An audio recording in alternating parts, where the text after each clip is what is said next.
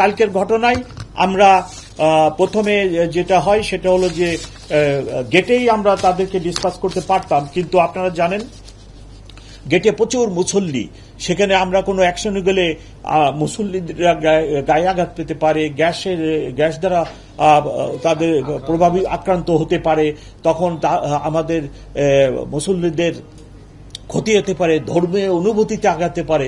এর জন্য অত্যন্ত সূক্ষ্মভাবে আমাদেরকে চিন্তা ভাবনা করে যখন তাদেরকে বাইফার্গেট করা হয়েছে, ঠিক পল্টন মোড়ের থেকে যখন বিজয়নগরের দিকে মোড় নিতেই গেছে তখনই আমরা অ্যাকশনে গেছি এবং তাদেরকে ডিসপার্স করছি এবং স্পটে আমরা 15 জন ধরছি, গতকাল রাত্রে 4 জন ধরছি, তার আগের রাত্রে 3 জন, তাহলে 15, আজ 4, 19 আর 3, 22 জন টোটাল অ্যারেস্ট আছে এবং অভিযান অব্যাহত আছে।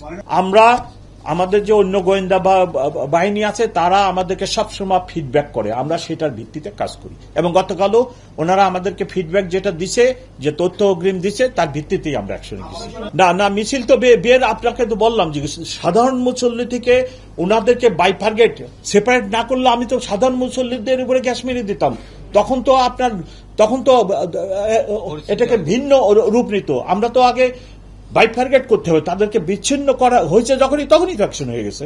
ইউনাইটেড একবারে হয়নি তো, ইউনাইটেড হওয়ার পরেই তারা একসাথে হয়ে গেছে।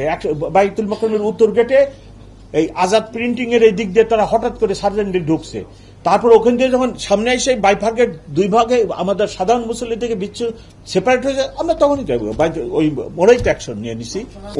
ওনারাই তো পরশু দিন রাত্রে 3 জন, আর কালকে তো তারাই সিটি তো অ্যারেস্ট করছে, 7 জন অ্যারেস্ট করছে city. They are very active. না আমরা তো, আপনারা প্রিন্ট মিডিয়া দেখেন, প্রিন্ট মিডিয়া গুলোতে প্রথম আলো পড়েন, প্রিন্ট মিডিয়া দেখেন যে আমরা যথেষ্ট সক্ষমতার সাথে এটা ডিসকাস করছি, প্রিন্ট মিডিয়া পড়ে দেখেন। এখন পোস্টারিং রাত্র 2:30টার সময় আপনি একাও 500 করে আসতে পারবেন। ঢাকা শহরে এত গলি, আপনি আজকে যদি মনে করেন যে আজকে রাত্রিরে পুলিশ কমিশনারের এগেনস্টে আমি 500 পোস্টারিং করব, এলন ক্যান ডু দ্যাট।